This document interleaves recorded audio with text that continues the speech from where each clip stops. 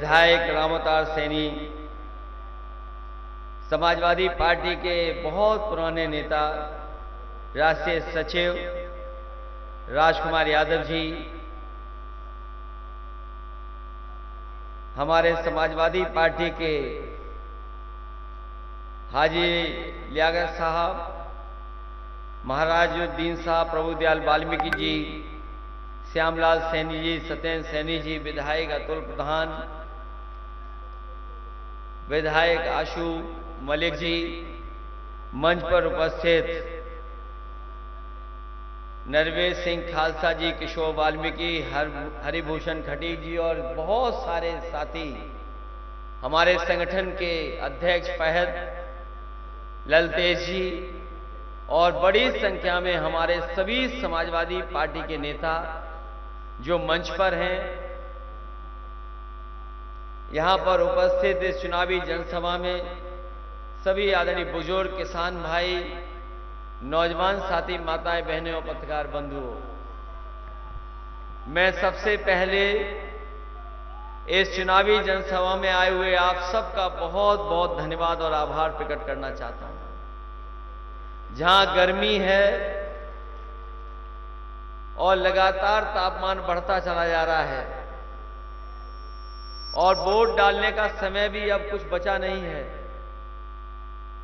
राष्ट्रीय स्तर से लेकर के प्रदेश स्तर के सभी नेता और काफी दलों के वरिष्ठ नेता आपके बीच में बहुत सारी बातें और अपना पक्ष रख चुके हैं। उसी बीच में हम सब लोग आपसे निवेदन और अपील करने आए हैं कि इंडिया गठबंधन के प्रत्याशी नौजवान साथी दीपक सैनी जी को अपना एक एक वोट दे करके इन्हें जिता करके लोकसभा में भेजने का काम करना, यही निवेदन, यही अपील मैं आप सबसे करने आया हूं। ये चुनाव 2024 का देश का विशेष परिस्थितियों में चुनाव होने जा रहा है। ये ऐसी परिस्थितियां हैं कि एक तरफ तो वो लोग हैं जो संविधान के रास्ते पर देश को चलाना चाहते हैं, दूसरी तरफ वो ताकतें दिखाई दे रही हैं जो संविधान से दिए हुए अधिकारों को एक एक कर करके हमसे अधिकार छीन रहे हैं। और ये लोकसभा का चुनाव अपने आप में अलग इसलिए है कि याद कीजिए, हमने और आपने किताबों में पढ़ा होगा कि एक बार इस धरती पर समुद्र मंथन हुआ था और समुद्र मंथन के बाद एक तरफ कौन था, दूसरी तरफ कौन था, आप जानते होंगे। इसलिए इस बार जो 2024 में ये संविधान मंथन होने जा रहा है, एक तरफ तो वो लोग हैं जो संविधान की रक्षा करना चाहते हैं और दूसरी तरफ वो लोग हैं जो संविधान के भक्षक हैं, संविधान को खत्म करना चाहते हैं। उनके बीच का चुनाव है। आपने विरोधी पार्टी के लोगों की भाषा सुनी होगी और जो सत्ता में हैं उनकी भाषा तो पता नहीं कहां से सीख करके आए हैं। उनकी अगर हम भाषा सुने तो ऐसा नहीं लगता है कि कोई ऐसे संविधान और जो संविधान की शपथ लेकर के बैठा है उसकी भाषा है। उनकी भाषा हमें और आपको डरा रही है, मौकों पर डराते हैं हमें और आपको। मैं आपसे कहना चाहता हूं, जो जितने बड़े पद पे हो उसको उतना ही विनम्र हो जाना चाहिए, तब हमारा लोकतंत्र मजबूत होगा, तब हमारा संविधान से हमें और आपको अधिकार मिलेंगे। कई बार लोग चर्चा करते हैं कि संविधान कैसे खत्म हो जाएगा, अधिकार हमारे कैसे छिन जाएंगे। आपने, हमने बहुत करीब से देखा है। 2022 के चुनाव से पहले याद होगा, पूरे देश के किसान दिल्ली में बैठ गए थे, धरने पर थे, सालों साल बैठे रहे वो अपनी मांग कर रहे थे कि हमें एमएसपी मिलनी चाहिए, एमएसपी के लिए कानून बनना चाहिए। जो 3 काले कानून आए हैं, ये हम 3 काले कानून स्वीकार नहीं कर सकते हैं। आपने वो समय देखा जिस समय फोर्स को आगे कर करके सरकार ने अपनी पूरी ताकत लगा करके सड़कों पर कील लगवा दी, पक्की आरसीसी की बैरिकेडिंग करवा दी, दीवार बनवा दी आरसीसी की, और किसान को वो दिल्ली में अपनी बात कहने के लिए नहीं आने देना चाहते थे। जितने दिन आंदोलन चला, सर्दी में, गर्मी में, परेशानियों में, जो आंकड़े बताते हैं लगभग 1000 के लगभग किसानों की जान चली गई, लेकिन सरकार ने परवाह नहीं की। लेकिन जैसे ही चुनाव आया, उन्हें पता लगा कि किसान उनके खिलाफ खड़ा है, पूरा पंजाब हरियाणा उनके खिलाफ खड़ा है, पूरे देश का किसान खिलाफ खड़ा है। उन्होंने डर करके 3 काले कानून वापस ले लिए और 3 काले कानून को कहा कि अब नहीं लागू होंगे। सोचिए कभी ये लोग जो 400 पार का नारा दे रहे हैं, अगर 400 जीत गए तो बताओ काले कानून लागू होंगे कि नहीं होंगे? किसान भाइयों ये बताओ आप। अगर 400 जीत गए तो हमारे आपकी खेती, खेत में पैदा होने वाली चीज, जितनी भी फसलें हैं, ये बड़े बड़े उद्योगपतियों के हवाले कर देंगे।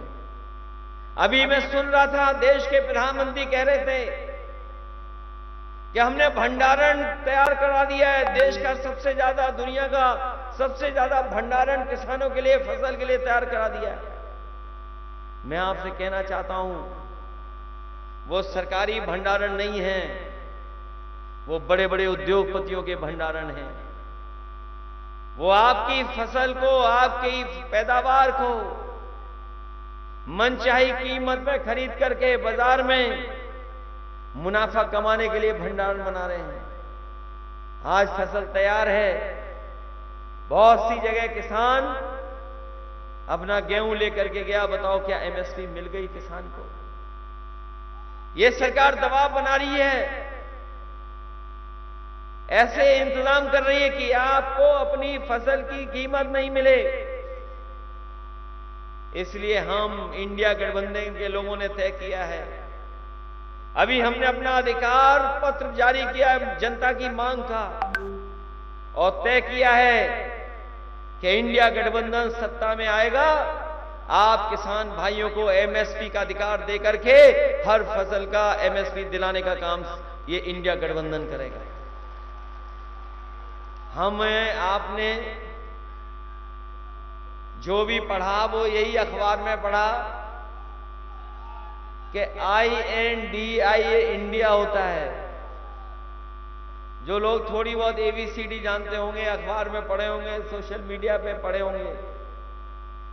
हम आप तो INDIA को इंडिया पढ़ते हैं, और बीजेपी वाले बताओ क्या पढ़ते हैं? वो कहते हैं इंडी गठबंधन। INDIA इंडिया होता है कि इंडी होता है?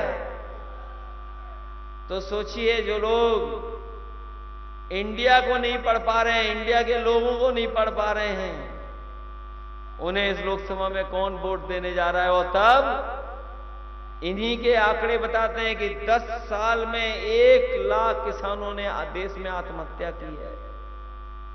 बताएं बीजेपी वाले लोग जो विश्व गुरु बनाने का सपना दिखा रहे हैं, बताओ 1 लाख किसान ने आत्महत्या की है कि नहीं की है? जहां किसान दुखी है, नाराज है, वहीं ये सरकार हमारे नौजवानों के साथ भी, उनके भविष्य के साथ खिलवाड़ कर रही है। हम जानते हैं, यहां के नौजवान जब हम मुजफ्फरनगर आए थे, उस समय पुलिस की भर्ती का परीक्षा देकर के आए थे। मैं जहां जाता था उन 2 दिनों में हर जगह नौजवान अपनी तख्ती लेकर के खड़ा हो जाता था, कहता था कि परीक्षा कैंसिल हो, परीक्षा का पेपर लीक हुआ है। सोचिए आप, जो सरकार ये दावा कर रही थी कि वो पेपर लीक नहीं हो सकता है, हम वर्ल्ड रिकॉर्ड बनाने जा रहे हैं पुलिस की भर्ती का। ऐसा इंतजाम किया है कि इंतजाम में कोई भी नकल नहीं कर पाएगा और सुरक्षित परीक्षा होगी। परीक्षा 2 दिन कराई और पेपर लीक हो गया। बताओ पेपर लीक हुआ कि नहीं हुआ? पुलिस की भर्ती का पेपर लीक हुआ। और ये पुलिस भर्ती का पहला पेपर लीक नहीं था। जो नौजवान पढ़े लिखे हैं, डिग्री हासिल करे लोग हैं, जो नौकरी की तलाश में जा रहे होंगे, वो जानते होंगे एक एक परीक्षा का पेपर लीक हुआ है। जितनी भी परीक्षा हुई है सरकार की, सब में पेपर लीक हो गया। यहां भी मुख्यमंत्री आए होंगे, देश के प्रधानमंत्री आए होंगे आसपास। क्या बताओ पेपर लीक के बारे में उन्होंने कुछ कहा?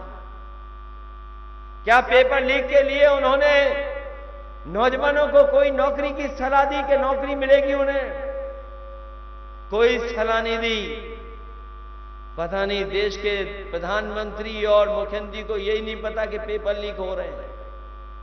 और कैसी सरकार है जो लीक हो रहे हैं, उसमें लीक कराने वाले बीजेपी के लोग हैं, परीक्षा कराने वाले बीजेपी के लोग हैं। और ये पेपर जानबूझ करके लीक करा रहे हैं क्योंकि ये नौजवानों को नौकरी न देनी पड़ जाए, इसलिए पेपर लीक हो रहा है। पेपर लीक इसलिए कराया जा रहा है जिससे नौजवानों को नौकरी न देनी पड़ जाए। ये लीक वाले इस बार नौजवान तैयार हैं और हमें तो ये लगता है कि इस बार किसान और नौजवान मिलकर के इस भारतीय जनता पार्टी का सफाया करने का काम करेंगे, इन्हें पूरी तरीके से निपटाने का काम करेंगे। और हमने तो गणित बताया इन्हें।